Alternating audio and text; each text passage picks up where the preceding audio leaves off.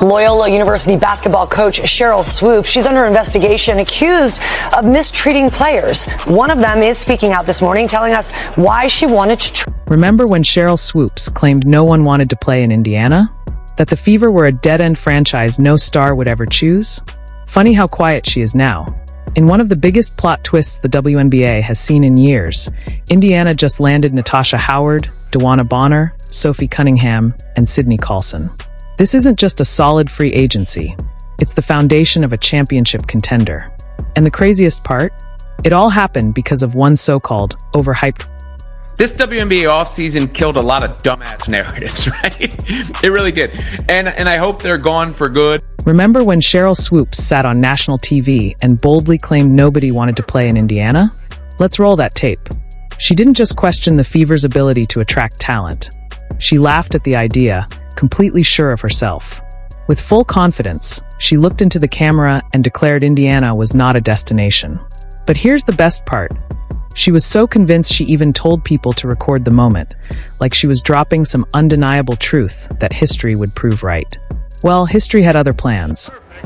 Defensively, besides Aaliyah Boston, besides Lexi Hull, because I think Kelsey Mitchell's an okay defender. Lexi Hull, is a dog on the defensive end. Yeah. But besides those two, I worry about the defense. This wasn't just some offhand remark. Swoopes doubled down, calling the Indiana Fever a basketball wasteland. The confidence in her voice was undeniable. She didn't just believe top talent wouldn't sign there, she knew it. Or at least she thought she did. That's not my point. There's a lot of other shit going on that players are like, this ain't where I want to be. Over there. Yeah. Yeah. Some new shit going on around there. It's a lot. Yeah. So you have players that are very significant on this Indiana Fever team that are like, I don't want to be here. And Swoopes wasn't alone in this take. The entire basketball media ran with it. Analysts, commentators, former players, they all echoed the same narrative. Indiana was labeled WNBA purgatory, a place where careers stalled and championship dreams faded. The consensus was clear.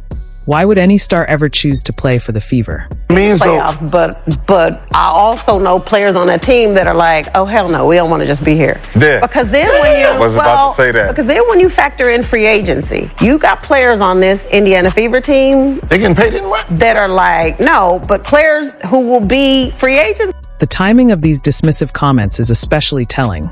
They came just as Caitlin Clark was wrapping up her rookie season. Almost like they were meant to downplay her impact. The message was clear. Sure, Clark might be in Indiana, but don't expect that to change anything.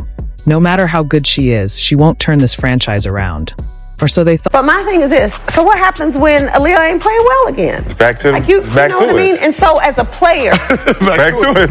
As a player, do you want to continue to stay in a situation where you keep yourself vulnerable to all of the hate that you know is going to come to you if you're not playing the way everybody thinks you should be playing? This perfectly ties into the broader skepticism surrounding Clark's impact at the pro level. The narrative pushed by certain voices was clear. Her college success wouldn't translate. She'd struggle to adjust. Her game wasn't built for the WNBA, and she wouldn't make her teammates better. The idea that Indiana was an undesirable destination was just another excuse to lower expectations. But if you're a player, and I'm just using Aaliyah as an example because Aaliyah is not a free agent, but if you're a player like an Aaliyah Boston, you know the worth you bring to any other franchise. Now, and you know how that works. Not every player who's a free agent should leave because the grass probably ain't gonna be greener for you. Facts. But a player like a Kelsey Mitchell could be very valuable to any anywhere. Yeah, facts. Right? Facts. Aaliyah Boston could be very valuable to any team when she becomes. But here's where it gets really interesting. Just how wrong was Sheryl Swoopes? Spectacularly, embarrassingly, historically wrong. In just one off-season, the Indiana Fever pulled off what might be the biggest free agency coup in WNBA history. Elite talent isn't just considering Indiana, they're choosing it. The franchise once dismissed as a basketball ghost town has suddenly become the league's hottest destination. To a certain degree. I'm not going to ignore, the racial aspect got thrown into the media. Players addressed what fans were saying. So it was given life to a certain extent. But I think we've seen it stamped out The basketball media's collective jaws are on the floor. The Fever, supposedly doomed to an endless rebuild, have built a roster that screams championship contender. Swoopes' once bold certainty has been replaced by deafening silence as her predictions collapse in real time. With each new signing, her credibility fades, and the narrative she pushed is unraveling before everyone's eyes. Narratives was people wouldn't want to go to the Fever because of the Fever fan base. And the Fever fan base being painted with this broad brushstroke was always just stupid, really. There's no other word for it, because Caitlin Clark brought more fans to the league than it's ever seen. So many of them are Fever fans, and the new fans that come in outnumber the old fans that were already there. You don't want to tell those people they're That deafening silence? It's not just a metaphor. It's literally playing out in WNBA broadcast booths. Have you noticed how Sheryl Swoopes mysteriously vanishes whenever Caitlin Clark is proving her wrong?